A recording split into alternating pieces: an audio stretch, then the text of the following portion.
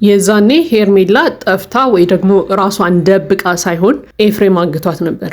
ሰላም ጤና ይስጥልኝ፣ እንዴት ናችሁ? ለዚህ ቻናል አዲስ ከሆናችሁ ሰብስክራይብ በማድረግ ቤተሰቦች እንድትሆኑ ጋብዛለሁ። ቪዲዮውን ላይክ በማድረግ ጀምሩት። እንዲሁም ቪዲዮውን አይታችሁ ትጨርሱ የእናንተን ሀሳብ አስተያየት ኮመንት ላይ አስቀምጡልኝ። እንግዲህ ዛሬም እንደተለመደው በአዲስ ቪዲዮ መተናል። እስከ ቪዲዮ መጨረሻ ድረስ አብራችሁን እንድትቆዩ በአክብሮት ጋብዛለሁ። እንግዲህ ዛሬም በተለቀቁ በአንዳንድ ቪዲዮዎች ላይ የራሳችንን ሀሳብ አስተያየት እንሰጣለን ማለት ነው።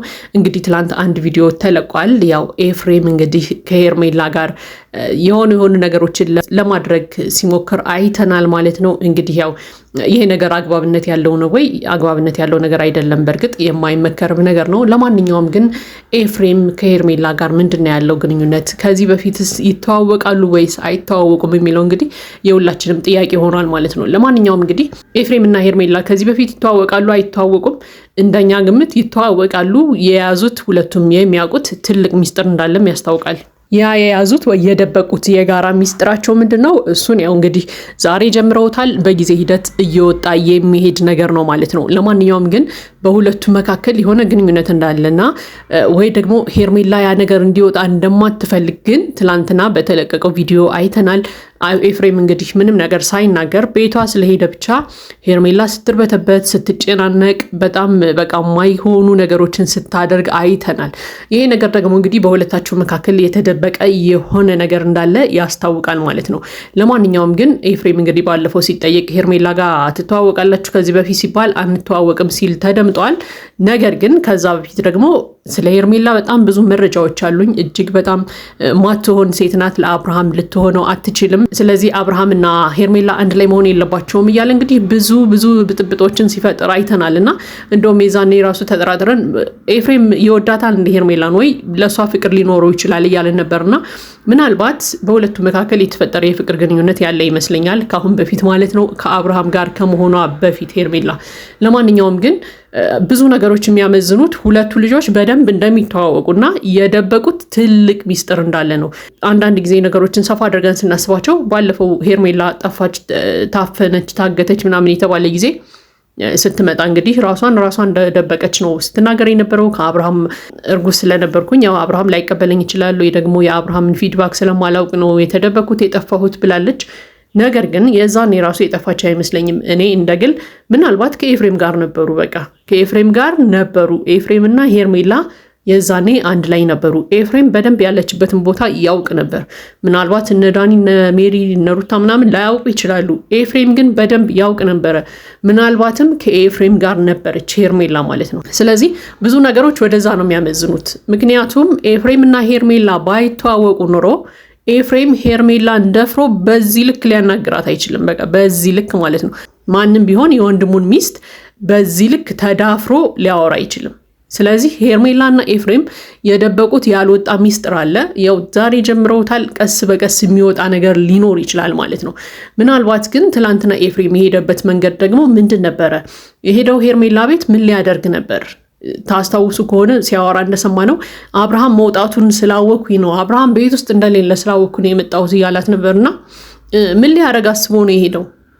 ሄርሜላ ቤት ድረስ የሄደው ኤፍሬም ምንድን ነው ያሰበው? እሱ ያው በቀጥታ የተናገረ እንደነበረው እኔ እንከባከብሻለሁ፣ አብርሃም ላንቺ የሚሆን ሰው አይደለም ምናምን እያለ ሲያወራት ነበር። ነገር ግን ያ አይደለም ትልቁ ፖይንት።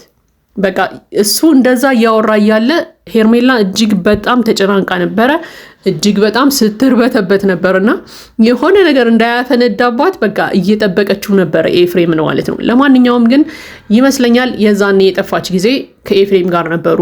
ብቻዋን የትም አልሄደችም፣ አልተደበቀችም፣ ምንም አላለችም። በቃ ሲያወራ ራሱ በተደጋጋሚ ካሁን በፊት ሰምታችሁት ከሆነ ኤፍሬም የጠፋች ጊዜ ታዲያ ለምን ደውላ በስልክ እንኳን ደህና ነኝ እንዴት አትለውም ምናምን እያለ ደጋግሞ ሲያወራ ነበርና ምናልባት ያንን ነገር እሱ ራሱ ይሆናል እንዳታደርግ ያደረጋት። ስልክ ለአብርሃም እንዳትደውል ያደረጋት ራሱ ሊሆን ይችላል። ሰፋ አድርገን ነገሮችን ካሰብን ደግሞ ሄርሜላ እርጉዝ ናት። የማን ልጅ ነው? የኤፍሬም ወይስ የአብርሃም? ይሄ ራሱ ትልቅ ጥያቄ ነው። ምክንያቱም ሄርሜላ ጠፍታ መጣች፣ ስትመጣ እርጉዝ ሆነ ተገኘች፣ አለቀ። ይሄ ነገር ራሱ እጅግ በጣም ትልቅ ጥያቄ ነው የሚያስነሳው። የማን ልጅ ነው? የኤፍሬም ነው ልጁ? የአብርሃም ነው ልጁ? የሚለው ራሱ የሁላችንም ጥያቄ ነው የሚሆነው። ስለዚህ አንዳንድ ጊዜ ብዙ መጣራት ያለባቸው ነገሮች እንዳሉ በእነዚህ ሰዎች ህይወት ውስጥ ብዙ ማስረጃዎች አሉ ማለት ነው። ምክንያቱም የሆነ ህይወታቸው ውስብስብ ያለ በሴራዎች የተሞላ ምናምን ነውና አብርሃም እውነትም በደንብ ማጣራት አለበት። ኤፍሬም ራሱ እኮ ተናግሯል። በቃ አብርሃም ጋር እንድትሆን አይፈልግም ሄርሜላ። በቃ ለአብርሃም የምትሆን ሰው አይደለችም፣ ብዙ የማያውቃቸው ነገሮች አሉ አብርሃም እያለ ነበርና ምናልባት አብርሃም የማያውቀው የሄርሜላ ነገር ከገዛ ወንድሙ ጋር ያላት ግንኙነት ሊሆን ይችላል። በቃ ከኤፍሬም ጋር የሆነ ግንኙነት ሊኖራቸው ይችላል። ምክንያቱም ኤፍሬም ብዙ ጊዜ ሲያወራ አብርሃምና ሩታ አንድ ላይ መሆን አለባቸው ይላል። አብርሃምና ሩታ አንድ ላይ መሆን አለባቸው። በቃ ሄርሜላን ከመሬት ተነስቶ ነበር ሲጠላት የነበረውና ዛሬ ላይ ግን አይተናል ከመሬት ተነስቶ እንደማይጠላት ማለት ነው። የሆነ ምክንያት አለው ኤፍሬም ሄርሜላን ከአብርሃም ጋር እንዳትሆን የሚፈልግበት ትልቅ ሚስጥር አለ፣ ትልቅ ምክንያት አለ። ያንን ደግሞ ያው በጊዜ ሂደት የምናየው ነገር ይመስለኛል ማለት ነው። ለማንኛውም ግን ኤፍሬም ዛሬ ጀምሮታል። ኤፍሬም ጋር የሆነ ግንኙነት ባይኖራት ሄርሜላ ኤፍሬም በዚህ ልክ ደፍሮ የወንድሙን ሚስት ቀርቦ በዚህ ልክ ሊያወራት አይችልም። ባለፈው የጠፋችበትን ምክንያት እንደገና በደንብ መጣራት አለበት የሚል እምነት አለኝ። ምክንያቱም ሰው ከመሬት ተነስቶ ሊጠፋ አይችልም። ኤፍሬም ጋር እንደነበረች ግን የኔ ጥርጣሬ ነው። ምናልባት ኤፍሬም ጋር ነበረች፣ ከዛ በኋላ ተመልሳ መጥታለች። እንግዲህ ሲበቃቸው መደበቁ ማለት ነው። ለማንኛውም ግን ኤፍሬም በድፍረት ይህንን ቪዲዮ ቀርጾ ራሱ አይለቀውም። በቃ ቀርጸው ይሄንን ቪዲዮ ከሄርሜላ ጋር አይለቁትም በድፍረት የሆነ ነገር ባይኖራቸው፣ የሆነ ነገር መሀላቸው ከሌለ በስተቀር። ምክንያቱም ይሄንን ቪዲዮ እኮ ተለቀቀ፣ በቃ አብርሃም ራሱ ያየዋል። አብርሃም ሲያየው ከኤፍሬም ጋር የሚኖረው ነገር ምንድን ነው የሚሆነው? ከኤፍሬም ጋር ምን ሊፈጠር ይችላል? አስባችሁታል? በቃ አብርሃም ቢያቅም ይወቅ ብሎ ነው ይሄንን ቪዲዮ ቫይራል ያወጣው ማለት ነው ኤፍሬም። ስለዚህ የሆነ በቃ አብርሃም እንዲያውቀው ወይ ደግሞ ህዝብ ሁሉ እንዲያውቀው የፈለገው ትልቅ ሚስጥር ያለ ይመስለኛል ኤፍሬም እንጂ ከመሬት ተነስቶ ይሄንን የሚያክል የሚያስጠላ ነገር ቀርጾ አይለቅም።